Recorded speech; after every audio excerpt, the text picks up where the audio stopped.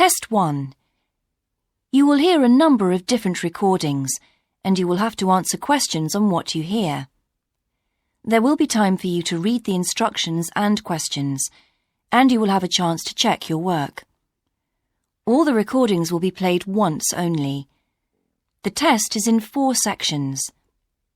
At the end of the test, you will be given 10 minutes to transfer your answers to an answer sheet.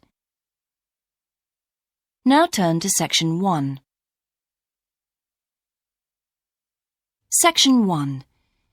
You will hear a conversation between 2 friends called George and Nina about a summer music festival. First, you have some time to look at questions 1 and 2.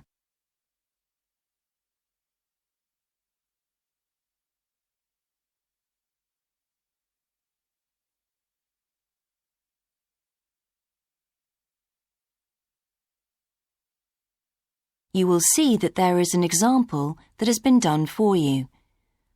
On this occasion only, the conversation relating to this will be played first. Hi, George. Glad you're back. Loads of people have phoned you. Really? I felt just like your secretary. Sorry. I went into the library this afternoon to have a look at a newspaper and I came across something really interesting. What? A book? No, a brochure from a summer festival, mainly Spanish music. Look, I've got it here.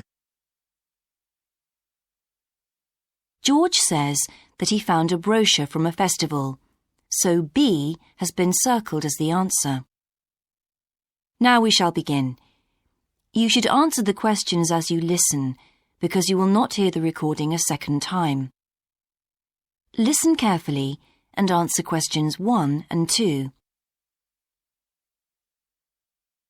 Hi, George. Glad you're back.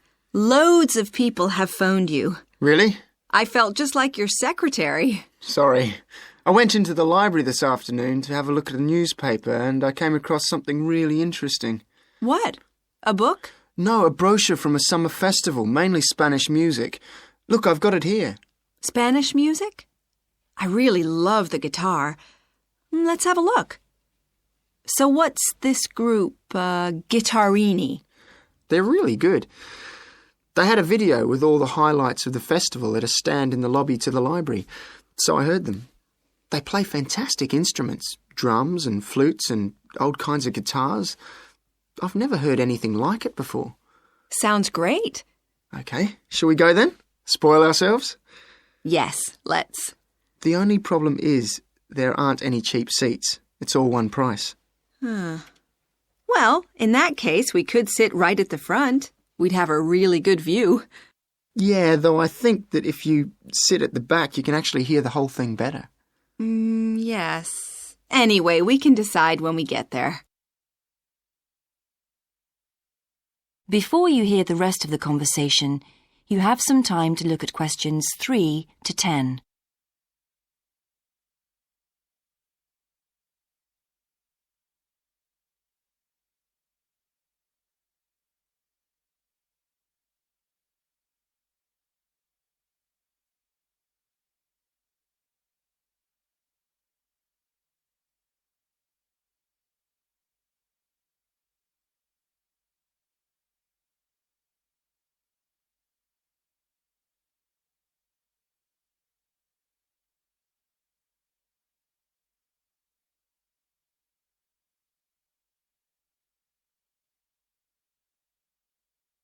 Now listen and answer questions 3 to 10. So will you fill in the form or shall I? I'll do it. Name, George O'Neill. Address, 48 North Avenue, West Sea. Do you remember our new postcode? Still can't remember it. Just a minute. I've got it written down here. WS6 2YH. Do you need the phone too? Please. I'm really bad at numbers. 01674 553 242. So let's book 2 tickets for Guittarini. Okay. If you're sure $7.50 each is all right. How do you feel about the singer? I haven't quite decided, but I've noticed something on the booking form that might just persuade me. What's that then? Free refreshments. Really? Yes, look here. Sunday, 17th of June. Singer. Ticket, £6, includes drinks in the garden. Sounds like a bargain to me. Yes. Let's book 2 tickets for that. So, what else? I'm feeling quite keen now. How about the pianist on the 22nd of June? Anna Ventura? I've just remembered that's my evening class night. That's okay. I'll just have to go on my own. But we can go to the Spanish dance and guitar concert together, can't we? Yes, I'm sure Tom and Kieran would enjoy that too. Good heavens, £10.50 a ticket. I can see we're going to have to go without food for the rest of the week. We'll need to book 4.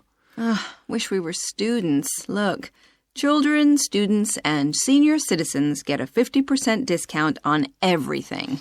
If only. That is the end of section 1. You now have half a minute to check your answers.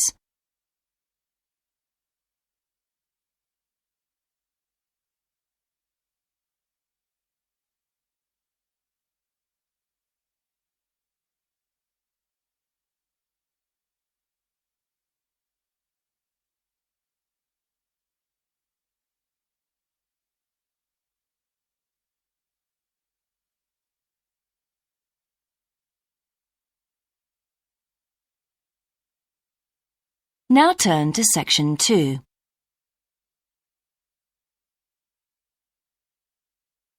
Section 2.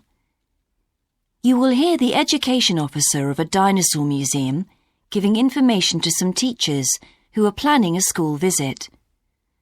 First, you have some time to look at questions 11 to 15.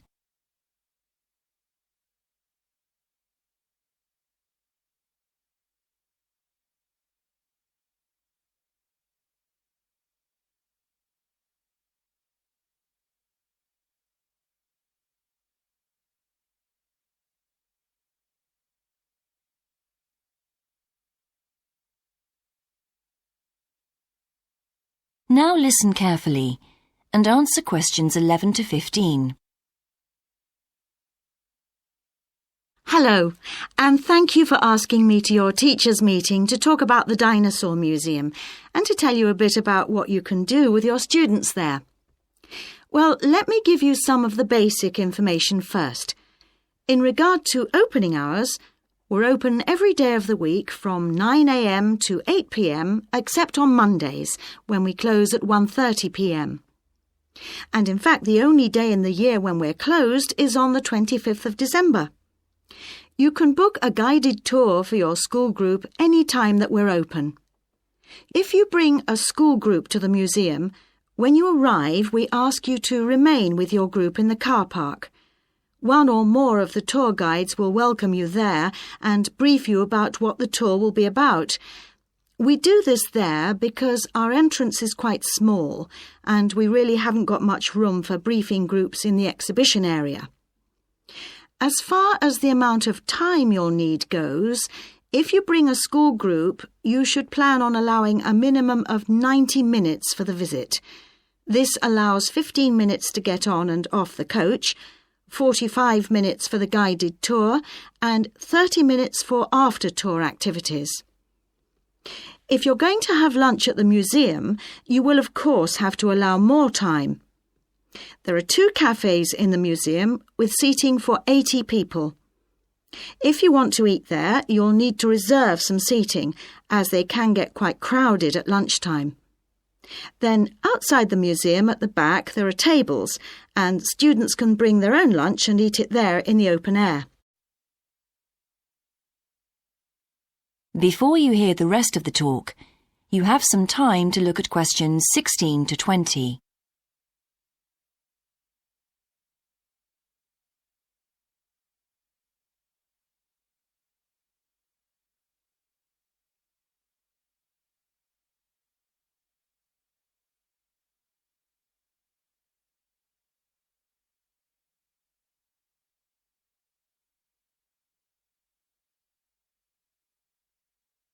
Now listen and answer questions 16 to 20.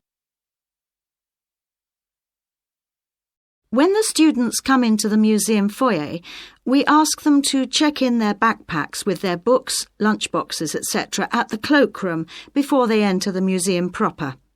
I'm afraid in the past we have had a few things gone missing after school visits, so this is a strict rule. Also, some of the exhibits are fragile, and we don't want them to be accidentally knocked. But we do provide school students with handouts with questions and quizzes on them. There's so much that students can learn in the museum, and it's fun for them to have something to do.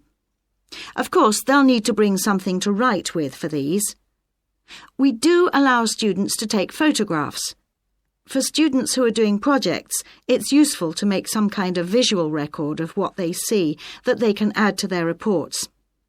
And finally, they should not bring anything to eat into the museum or drinks of any kind.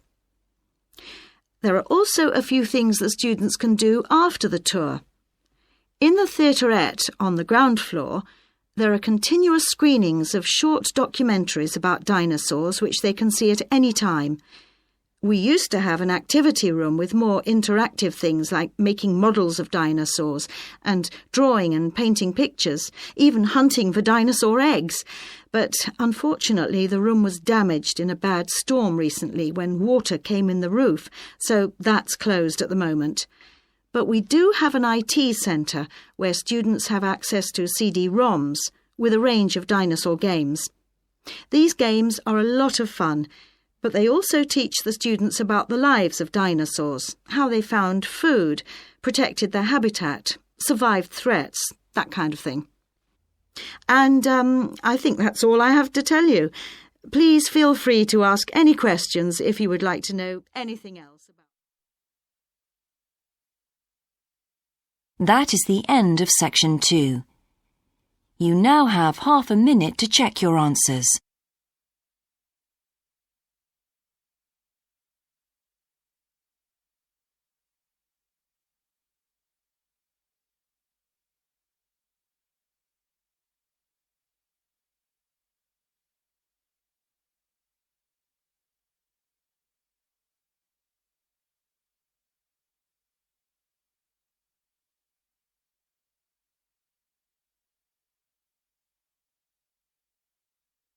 Now turn to Section 3.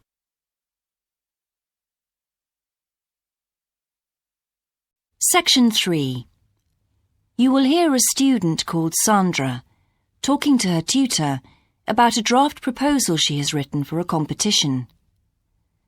First, you have some time to look at questions 21 to 24.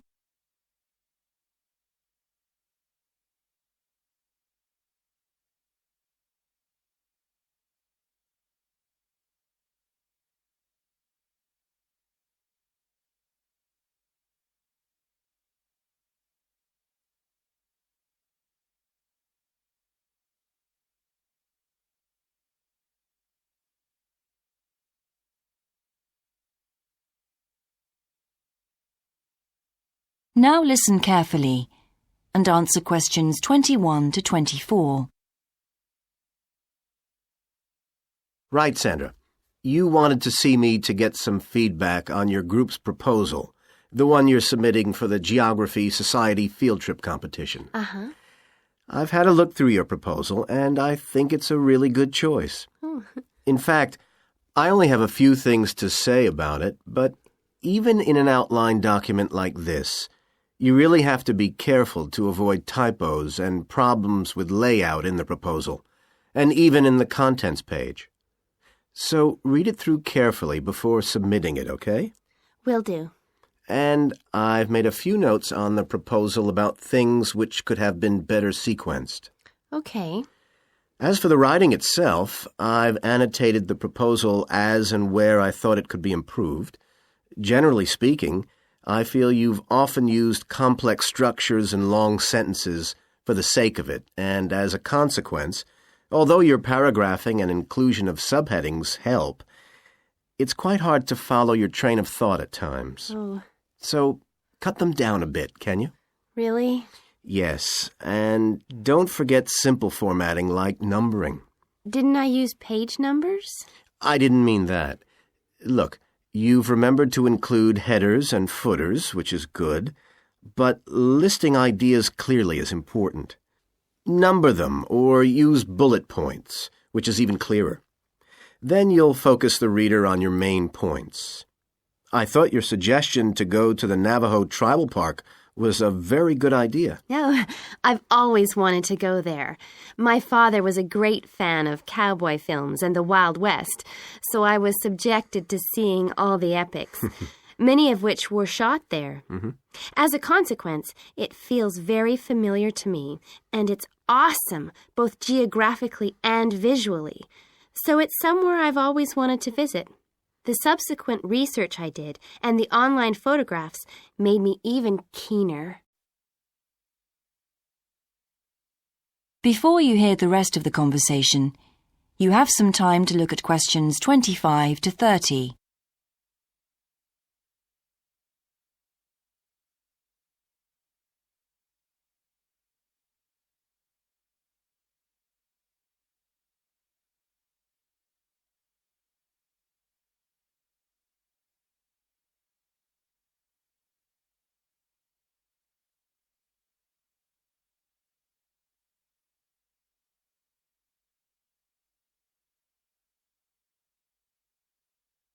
Now listen and answer questions 25 to 30.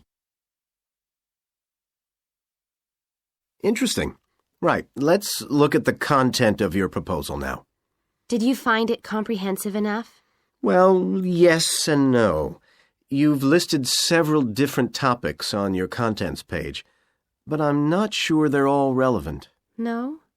Well, I thought that from the perspective of a field trip, one thing I needed to focus on was the sandstone plateau and cliffs themselves.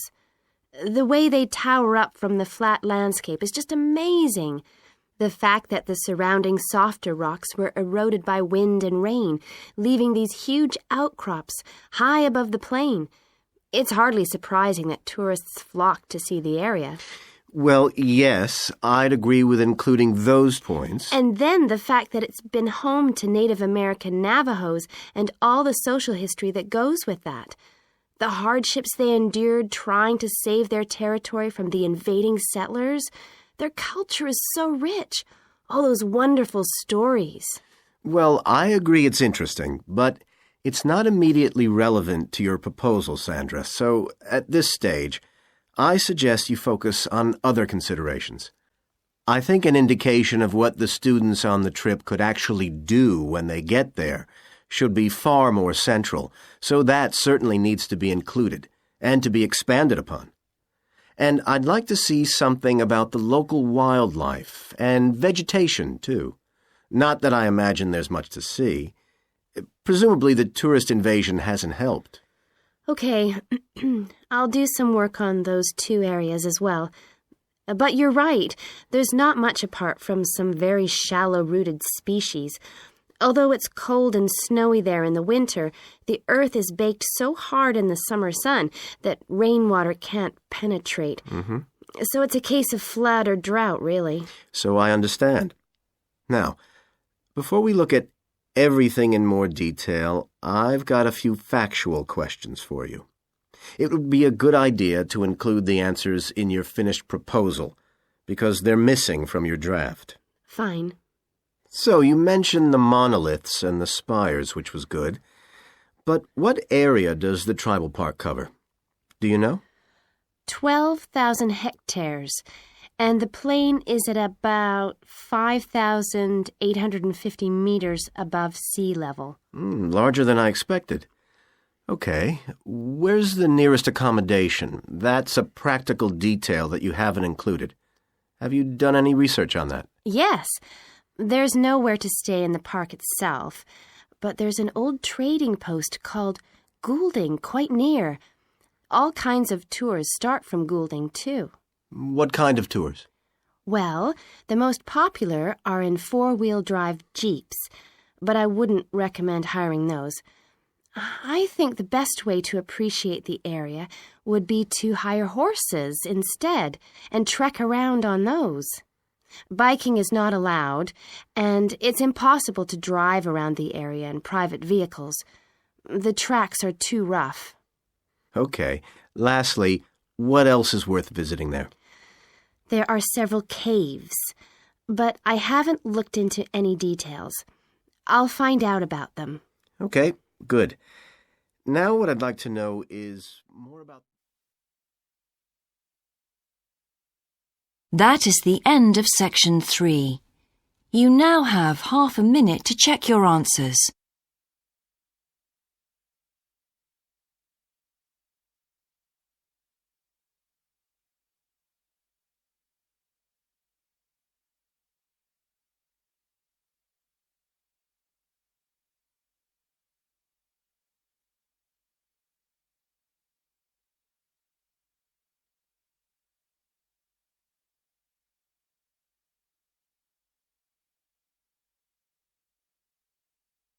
Now turn to section 4.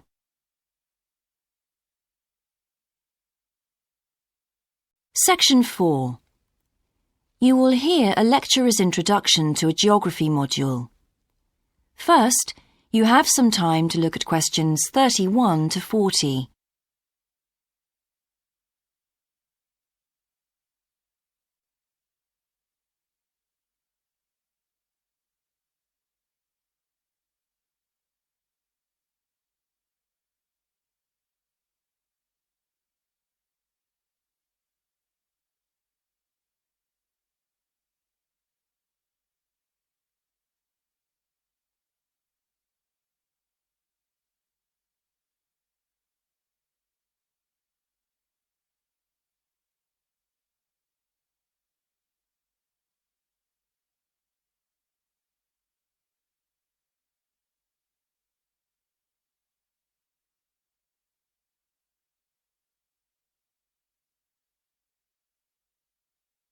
Now listen carefully and answer questions 31 to 40.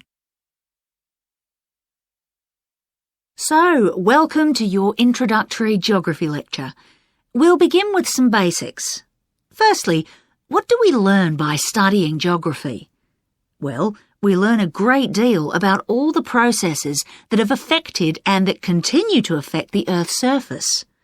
But we learn far more than that, because studying geography also informs us about the different kinds of relationships that develop between a particular environment and the people that live there. Okay, we like to think of geography as having two main branches. There's the study of the nature of our planet, its physical features, what it actually looks like, and then there's the study of the ways in which we choose to live and of the impact of those on our planet. Our current use of carbon fuels is a good example of that. But there are more specific study areas to consider too, and we'll be looking at each of these in turn throughout the semester.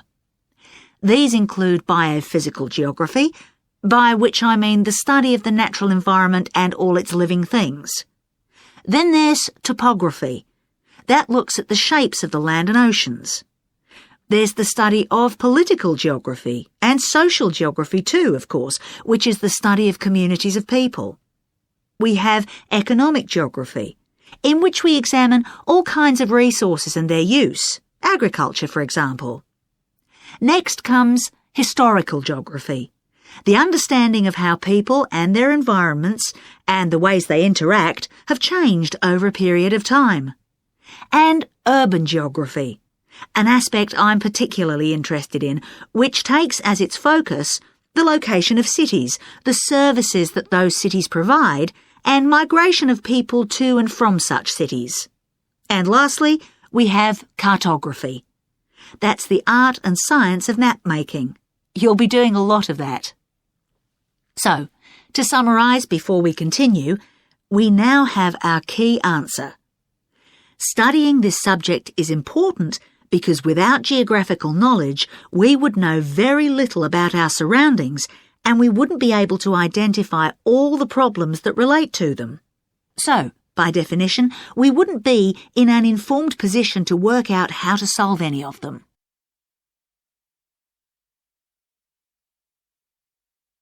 Okay, now for some practicalities. What do geographers actually do? Well, we collect data to begin with. You'll be doing a lot of that on your first field trip. How do we do this? There are several means. We might, for example, conduct a census, count a population in a given area perhaps. We also need images of the Earth's surface which we can produce by means of computer generation technology or with the help of satellite relays. We've come a very long way from the early exploration of the world by sailing ships, when geographers only had pens and paper at their disposal. After we've gathered our information, we must analyse it. We need to look for patterns, most commonly those of causes and consequences.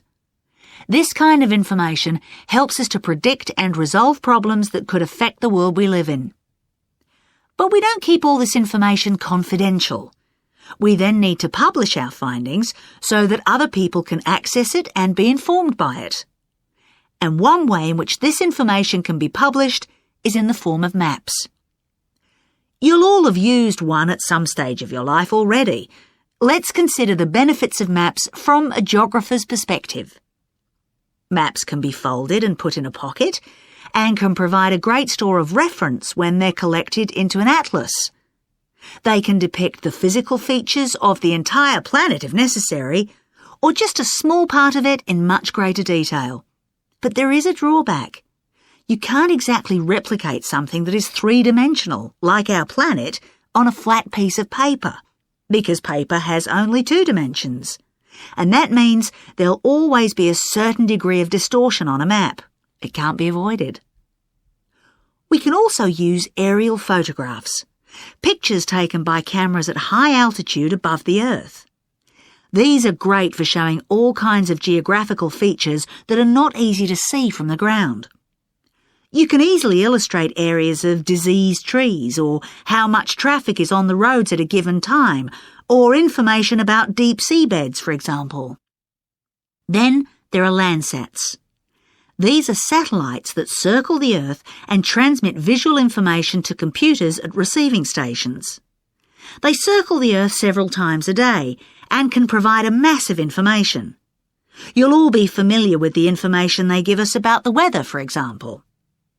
So, what we're going to do now is look at a short presentation in which you'll see all these tools. That is the end of section 4. You now have half a minute to check your answers.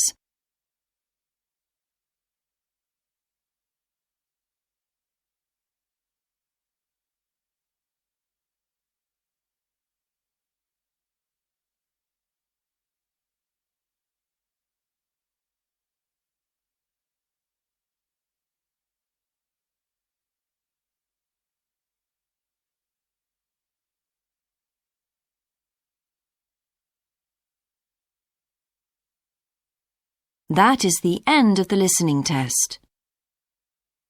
In the IELTS test, you would now have 10 minutes to transfer your answers to the answer sheet.